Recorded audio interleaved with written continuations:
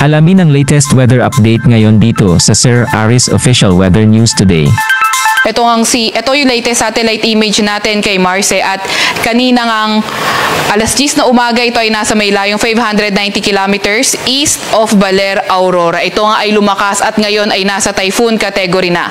Ito ay nagtataglay ng lakas na hangin na 120 kilometers per hour malapit sa sentro at bugso na aabot sa 150 kilometers per hour. Kumikilo sa direksyong west-northwest sa bilis na 30 kilometers per hour. Tingnan naman natin itong magiging track nga ni Marce. So, inaasahan natin na posibleng maglandfall ito sa may Babuyan Islands or northern portion ng Cagayan on Thursday evening or Friday early morning. So, yung pinakamalakas na intensity nito ay bago maglandfall sa may Babuyan Islands or Cagayan. Pero importante nga, kagaya ng mga nabanggit natin, na inote natin na posible nga itong bumagal bago maglandfall. Kaya mararamdaman din natin yung mga malalakas na ulan, malalakas na hangin, lalo na sa mga malalapit na area, lalong-lalo na sa mga nasa may silangang bahagi ng Luzon.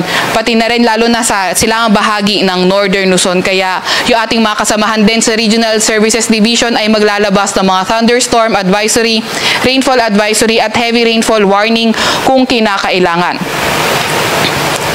Naasahan nga din natin na dahil may high pressure area sa hilaga netong si Marce, hindi natin tinatanggal yung possibility na mas bumaba yung landfall area nito at posibleng magbago at mapunta sa may Cagayan, Isabela area. Posibleng lumabas na ating Philippine Area of Responsibility Friday evening or Saturday early morning. So, naasahan nga din natin na patuloy nga yung paglakas netong si Bagyong Marce.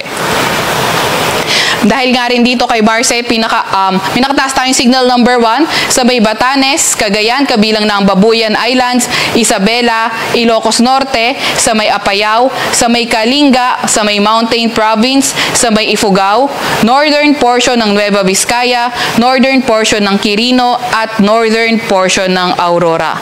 Naasahan nga natin yung pinakamataas na tropical cyclone wind signal na pwede nating i-raise during the passage of Marce is signal number 4.